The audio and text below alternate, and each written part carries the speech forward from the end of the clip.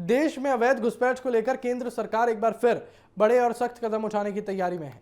Reports के मुताबिक गृह मंत्री अमित शाह ने 9 जुलाई को सभी राज्यों के डीजीपीज की एक हाई लेवल बैठक बुलाई है, जिसमें देश भर में अवैध घुसपैठ के खिलाफ एक राष्ट्रीय अभियान शुरू करने पर चर्चा की जाएगी। सूत्रों के अनुसार ये बैठक सिर्फ एक सामान्य सुरक्षा समीक्षा नहीं होगी, बल्कि इसे एक ऑल इंडिया स्ट्रेटेजी के रूप में देखा जा रहा है, जिसके तहत घुसपैठियों की पहचान, सत्यापन और कार्रवाई को लेकर राज्यों के बीच एक समान नीति तैयार की जा सकती है।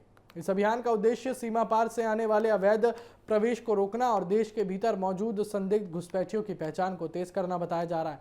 और रिपोर्ट्स में यह भी सामने आया है कि सरकार डिटेक्ट, डिलीट और डिपोर्ट जैसे मॉडल पर काम कर सकती है, जो पश्चिम बंगाल का मॉडल बनता नजर आ रहा है, जिसमें पहले घुसपैठियों की पहचान की जाएगी, फिर दस्तावेजों की जांच होगी, उसके बाद कानूनी प्रक्रिया के तहत उन्हें वापस भेजने की कार्रवाई की जाएगी। ये पूरा प्लान सुरक्षा एजेंसियों और राज्य पुलिस के समन्वय में लागू किया जाएगा। गृह मंत्रालय के स्तर पर भी कई बार ये स्पष्ट किया गया है कि अवैध घुसपैठ को राष्ट्रीय सुरक्षा से जुड़ा मुद्दा माना जा रहा है।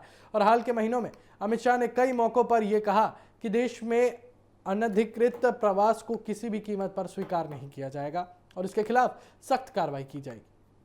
सूत्रों का यह भी कहना है कि इस बैठक में सीमा सुरक्षा, फर्जी दस्तावेजों के नेटवर्क और राज्य में चल रहे वेरिफिकेशन सिस्टम की खामियों पर भी चर्चा हो सकती है।